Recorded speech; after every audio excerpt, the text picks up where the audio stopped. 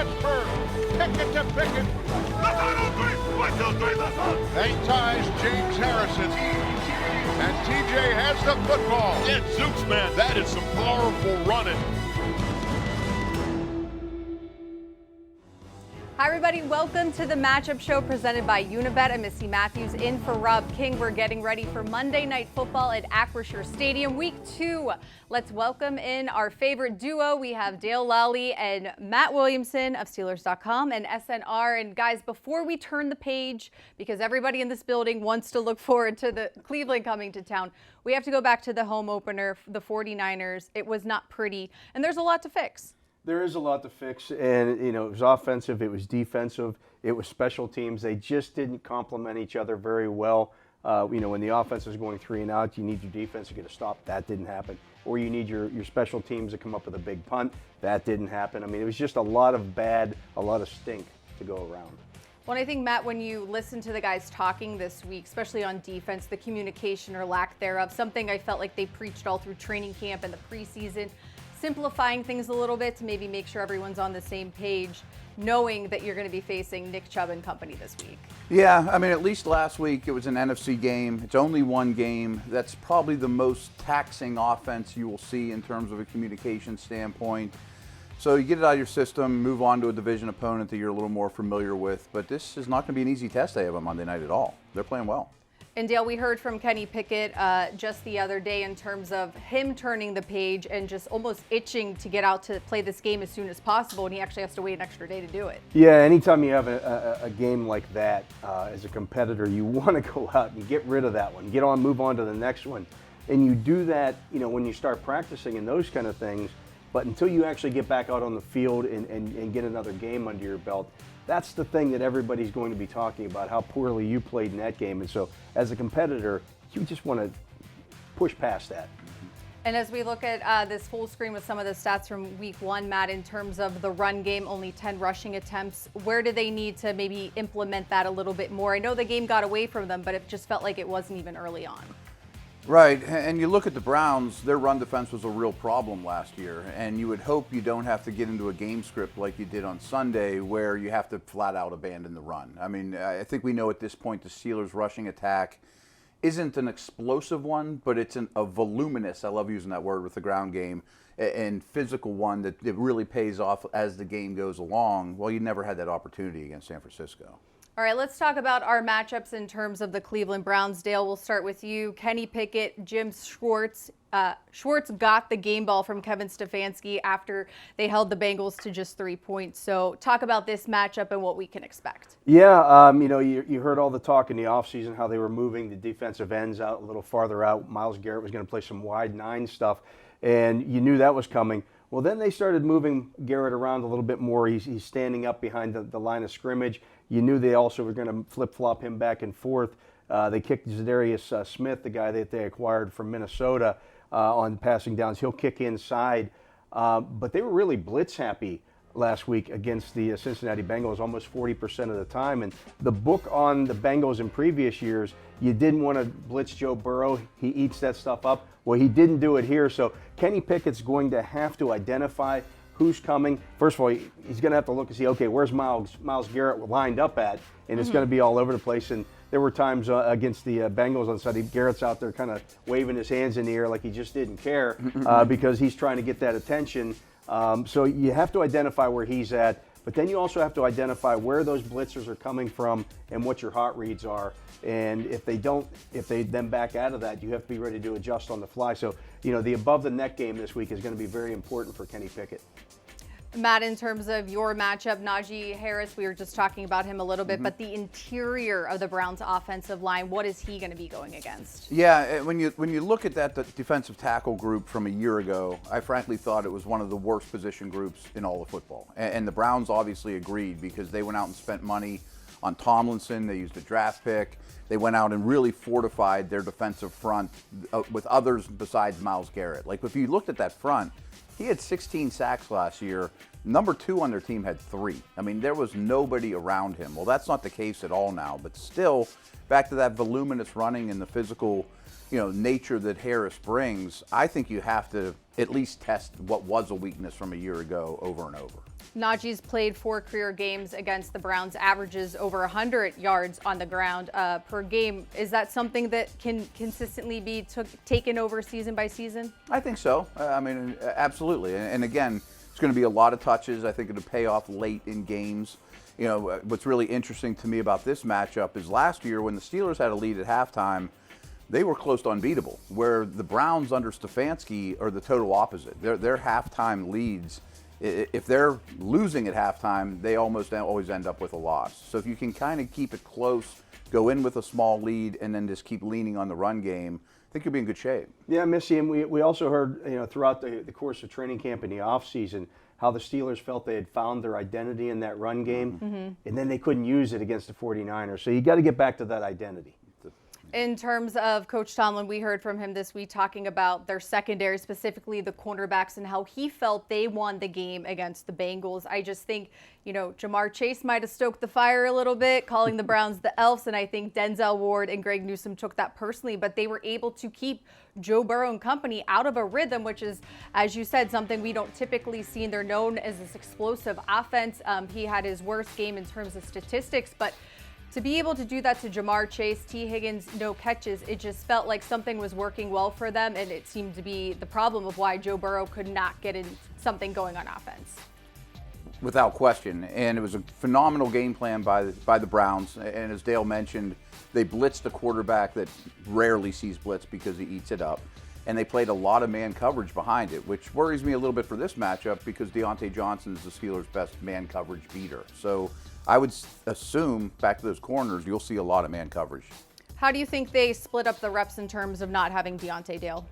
You know, I think they'll be mixing and matching. If it were me, I would come out maybe in a little more 12 personnel, because if you look back at the game against the Bengals, I think Cleveland's best defensive package might be their nickel package when they get that third cornerback on the field. So I want to keep them in their base package. So I'm going to come out with a lot of 12 personnel and maybe force them to play base against me and then run the football and throw out of that. They were one of 2 teams in week 1 that did not allow a pass of 15 or more yards. How would you attack them, Matt, going off of what Dale said? Yeah, I tend to agree. I think that when he references a 12 personnel, I think Washington played a lot against the Niners, often helping with Bosa. I think he'll play a lot in this one as well. Maybe even get Hayward involved too as a matchup guy that they're not used to dealing with. I think you have to get Pickens heavily involved though at all areas of the field. I mean, he's more of a zone beater at this point than a man beater, but I even take that back. I mean, he'll be fine against man coverage, but I would try to get him involved on in breakers in the middle of the field, down the field at all areas, especially without Johnson out. It's time for Pickens to really shine. And do you think they'll have somebody on him man-to-man? They used to travel Ward last year with the other coordinator as much as anyone in the league. I think they're going to get away from that, though. I think they're playing sides more often, which is better for communication. Dale, anything else that sticks out to you in terms of how the Steelers' offense can get going this week? You know, I do think you still have to try to attack the middle of the field against the Browns. I mean, you know that Garrett's good. You know that Zadarius Smith is good. The cornerbacks, as you mentioned, were really good last week. So I want to see those linebackers tackle. I want to get guys on them. I want to see their safeties, which is not a strength of that team. I want to try to attack those guys. And again, that if you're playing more 12 personnel, maybe you can use Pat Freiermuth a little bit more this week than he was able to be used last week. Right, and Pat's one of those guys. We'll have to see the injury report, how it unfolds this week, dealing with a chest injury, Chuks Okorafor also in the concussion protocol. So these are all things that we have to pay attention to as we get closer. But luckily for the Steelers, dealing with these bumps and bruises, as Coach says, they have this extra day. Absolutely. All right, it is time now for our Yinz Chat trivia question of the day. We're going to flip over to defense for this one. Over under TJ Watt sacks 1.7. That's a big number. Wow. So what are you taking? He's been very productive against this team, though. He has 15 career sacks in 10 career games against the Cleveland Browns, and he gets a rookie tight end or rookie offensive tackle this week, making his first career start. I would assume he's going to get a lot of attention, but I would assume that last week he would have gotten a lot of attention. Yeah. Right. I would be tempted to take the over in that one. I don't know how you take the under with Watt right now. I'm going under. I'm going over. I take the over as well. I can just tell you it felt like he put his cape on those sidelines. He had this look in his eyes like, I don't care what's happening around me. I'm going to do everything in my power to try to win this game, to get this ball back, to give the offense a chance against the 49ers. So if you want to play along as well, Yin's Chat's regular season challenge is back. Each week you can answer Steelers trivia and make game day picks for a chance to win signed helmets, jerseys, footballs, or even a trip to the 2024 NFL Draft. And new this season, doubling. Answer the day's questions correctly and get double the points. Just log into the Steelers mobile app now and play for a chance at this week's prize, a football signed by number 90 himself, TJ Watt. And coming up here on the Matchup Show presented by Unibet, we're going to talk about the Steelers defense, possibly a historic day for Watt himself, and much more, and what to expect from the Browns offense. We'll be right back.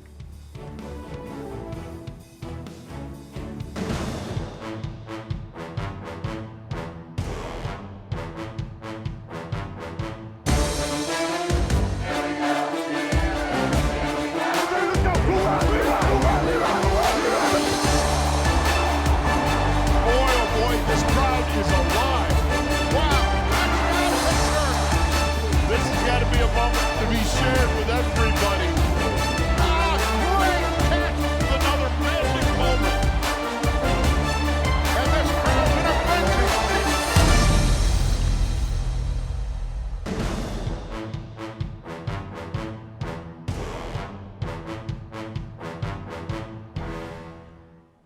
Welcome back to the Matchup Show presented by Unibet. And guys, we talked a lot about the Steelers offense. We got to move over to their defense and what they're going to be facing this week. Matt, it's fair to say probably the 49ers offense was one of the toughest tasks they're going to face. Without question, in terms of scheme, putting linebackers at conflict, getting them on the ground. I mean, they lead the league in yards after the catch year after year. And frankly, I think the Niners have the best 5 skill position group guys in the whole league. In terms of stopping the run, we heard Coach Tomlin this week referring to the guy you see there, number 24, Nick Chubb, as Mr. Chubb. I think just the planning that goes into stopping him. You're going to be without Cam Hayward for this game and who knows how much longer. And I just think he's one of those guys. He outrushed the entire Bengals team. And they only used him for 49% of the snaps, which I thought was kind of interesting. Dale, I'm sure with Deshaun Watson getting more comfortable in this offense, more designed quarterback runs, that might play into it. But stopping him is not easy, and it's going to rely on a bunch of people, not just one guy, to get the job done. Yeah, and you got to gang tackle this guy. I will say, you know, over the course of his career, Nick Chubb has not been a guy who's been a play 80% of the snaps guy. They've always had somebody else. You know, it was Kareem Hunt. Now they're using Jerome Ford a little bit more to spell him. Some of that was game script as well because they were up so much that they didn't need to play Chubb. I'm sure they, didn't go into that planning to play him less than 50% of the snaps. But he's a handful. He might be the best pure runner of the football in the league. And I know the Steelers are coming off a game against Christian McCaffrey, who might be the most explosive running back in the league. Now you get, just a different kind of animal in this one with Nick Chubb, or Mr. Chubb, as Mike Tomlin was calling him. A little sign of respect there from Mike Tomlin. This is a situation where that was only the second time the Steelers have ever faced McCaffrey. In this situation, you're not going to be surprised by what Nick Chubb's speed is to the edge and things of that nature. At least you shouldn't be because you play him twice a year. Matt, in terms of sticking with this, I know we're going to talk about Dwan Jones in just a little bit, but the right guard, he seems to be getting a lot of love. Wyatt Teller, in terms of what he's able to do to help Nick Chubb do this. What are you seeing from him? Yeah, the strength of this line, which is one of the better lines in the league now for a couple of years, are both guards. Their guards are tremendous. Bitonio's the left guard. There's never a good time to be missing Cameron Hayward, but this one in particular is alarming and a little bit worrisome, dealing with that guard situation. Maybe Benton can step up. I'm expecting good things from him, but they'll pull these guards. They'll get them to the second level, very technically sound. It's a really good group, and without question, the strength of the offensive line. And Dale, what else would you like to add about your matchup? This is yours. Well, I mean, without Cameron Hayward in there, the Steelers are going to have those outside linebackers win this week, and I mean win in a big way. You can't give up the edge to Nick Chubb because he will burn you down the sidelines. So TJ Watt has to dominate against Dwan Jones, the rookie, and I expect that. Alex Highsmith has to win on the other side. So those guys have to be a major factor in this game. We've seen in the past when the Steelers have played quarterbacks who are mobile quarterbacks, when when they've done that against Baltimore in the past, where they've just attacked the quarterback. They've had those edges crash in and attack the quarterback. I expect to see some of that this week potentially, but they also have to stop the run on the way to the quarterback. I think everybody loves to compare at least the top two guys you see here, Matt, TJ Watt and Myles Garrett, especially when you come from the same draft class. What do you see in terms of they're not going against each other, but it's almost like it's a matchup? I'm sure it's a rivalry. I mean, obviously we know the Garrett history with the Steelers as well. Yes. Division game, of course. And one was a first pick overall, one was a late first.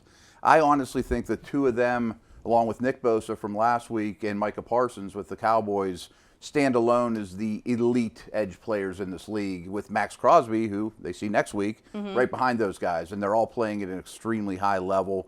Garrett looks a little different than Watt. I mean, he's the prototypical first overall pick, 275 pounds. Looks like he was made in a lab. And I think he might be set up to have his best career season. He's never played with a supporting cast like the one he has in Cleveland right now. Dale, we saw what the Steelers defense was able to do against Deshaun Watson in their first game against him last year. What's different about him, and can something similar to that work this year? You know, he didn't play well last week. Despite the Browns winning that game convincingly, Watson's numbers weren't great. They did design some runs for him, which we didn't see a lot of last year. So I think that's kind of a new wrinkle that they've thrown in there. But he's been a guy over the course of his career who does hold the football and will take sacks. So I think you do need to get guys on him, get around the edge, and get him on the ground. And if you can do that, if you can pressure him, I think you can force some bad throws. I mean, it's a 7-game number now that we've seen him in a Browns uniform, and he has not been the same guy that he was in Houston. Some wrinkles they do on offense that are sort of unique is you'll see snaps with no running backs on the field at all, but that doesn't mean they're not going to run the football. And back to the offensive line talk, they're always at the top of the league in 6 offensive linemen on the field too. And you'll see that, I'm sure, a lot in this game, even with Conklin injured. And sometimes they'll have 3 tight ends out there as well. So they'll put big bodies out there, and sometimes without a running back. Overall, it feels like the sky is falling in Pittsburgh, at least from a fan perspective, given the nature of the last week one. But game. knowing it's Monday Night Football, the Steelers have 52 wins total, but they're riding a 20-game winning streak at home. As you were saying, you've never seen them lose on Monday night in Pittsburgh. This is my 31st season covering the Pittsburgh Steelers, and I have never covered a home loss on Monday Night Football.